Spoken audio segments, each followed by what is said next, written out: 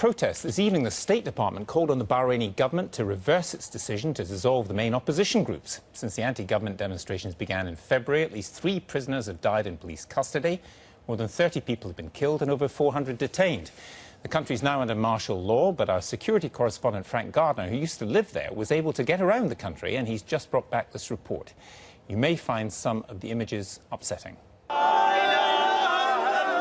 In a Shiite suburb of Manama, a body arrives from the morgue. Ali Isa al-Sagar had handed himself over to police. 6 days later, he died in their custody. They say he fought his jailers. His family are seeing his battered body for the first time. His wounds are shocking. The deaths of this and other detainees are inflaming parts of the Shiite community. The people behind me are actually shouting, "Down with Hamid, down with the king." This is a very politicized funeral. They're calling the man who died in police custody a martyr.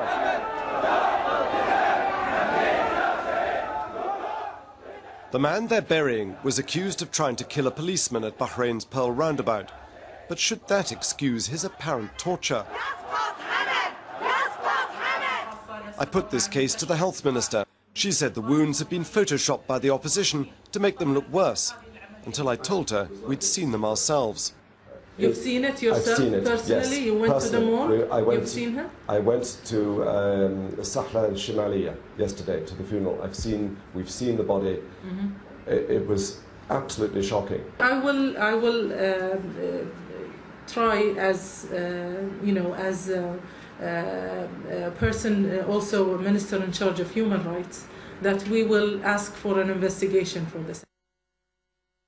Bahrain, the smallest Arab state, has seen the biggest clashes in the Gulf. Over 30 reported killed this year. It's polarized the country, driving a wedge between the ruling Sunni minority and the huge underemployed Shiite community that feels victimized. Neighboring Saudi Arabia said the clashes must stop. Last month, Saudi and other Gulf forces poured into Bahrain, a warning to Iran not to meddle. Bahrain is now under martial law.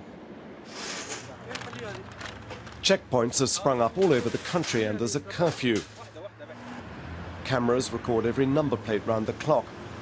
To many Shiites, this is intimidating. Yet most Sunnis and expatriates find it reassuring after the chaos of protesters' roadblocks. At Friday prayers at the Sunni mosque, we found a community largely supportive of the government's crackdown. Worshippers told me they welcomed the Saudi troops that Iran and many Shiites see as invaders. They felt the protesters had gone too far. You see, when those people came at the roundabout at the first week, we were all with them because we had the same problems, or claims. But when they have left, their line, and they were trying to take things by force, and they were beating people, blocking the roads, not allowing people to go to their work, invading the hospital, the biggest medical center, we blame this destruction. In this Sunni-dominated part of Bahrain, we found this uncompromising poster. No pardon, it reads. We demand the maximum penalty for the anarchists. The government made them take it down, but it went back up again. At home with his grandchildren, we found the spiritual leader of Bahrain's sizable Sunni minority. I asked him what he thought would happen if protesters from the Shiite majority ever deposed the Sunni ruling family here.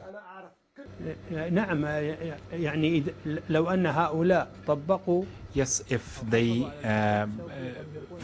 they manage to seize power, Sunnis in Bahrain will suffer, and killing will see bloodsheds and killing in Bahrain.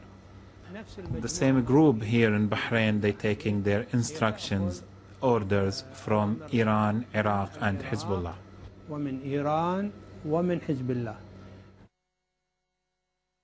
I telephoned the family of one Shiite activist accused of this.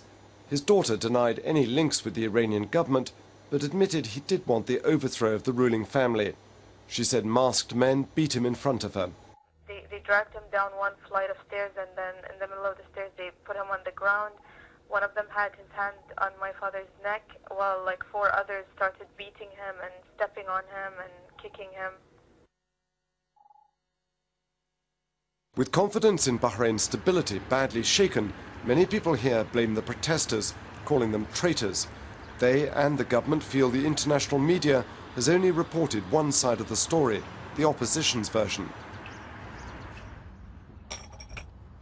Well, this is the main newspaper here in Bahrain. It's called Akhbar al-Khalij, News of the Gulf. It's pro-government orientated. And on the back is a pretty shocking cartoon showing apparently a BBC microphone spitting out venom. And it says in Arabic, Samum al-BBC, poisons of the BBC, which shows you how angry the government is with all the international media for what they consider to be its one-sided coverage of the violence here in Bahrain. The opposition certainly make themselves more available than the government. In the cool of the evening, I met a Shiite MP from the main opposition bloc, Al-Wifaq. His views implied the ruling family are going against the grain of history. Our problem, it is not with the Sunnis here in Bahrain. Our problem, it is not with the ruling families in the Gulf, the GCC country. Our problem is not the fear of United States from any influence of Iran in Bahrain. Our problem with the ruling family, if they want to accept to give part of their power and the authority to the people or no. The absence of the willingness is the problem. Not true, says the government. The Crown Prince offered them a power-sharing deal and they hesitated to take it. But when I finally got this government interview, I raised the matter of Bahrain's worsening human rights record. We want to ensure that anybody that's been detained is provided all his rights according to the laws of the country. We have to ensure that law and order is restored, and we have to review the whole operations methods, I think, from the beginning of the events, so that we better understand how we got here, and if there is any unjustified methods, then people will be held accountable. This peaceful scene is deceptive. The regime's hardliners have got their security clamped down. The reformers have been sidelined, and there's a pretense that things are going back to normal. For now, the lid has been put back on the boiling pot, but the brutal way it's being done is like stoking the fire beneath it.